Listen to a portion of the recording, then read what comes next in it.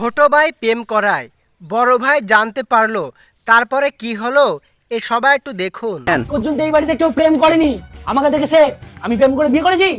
ওই তো এরকম থোবড়া, ওই থোবড়া থেকে কেই বা প্রেম করতো? মা ছিল বলে আজ তোর ভাগ্যে এরকম একটা ভালো বউ জুটেছে, নাহলে তোর বিয়েই হতো না। ভালোবাসার কি বুঝিস রে তুই? ভালোবাসার ওই লাইনটা বলতে পারবি? ভালোবাসা ভালোবাসে তাকে শুধুই ভালোবাসে, কি ছিল গো? ভালোবাসা ভালোবাসে শুধুই তাকে, ভালোবেসে ভালোবাসায় বেঁধে যে রাখে। কি নাম ছেলেটার?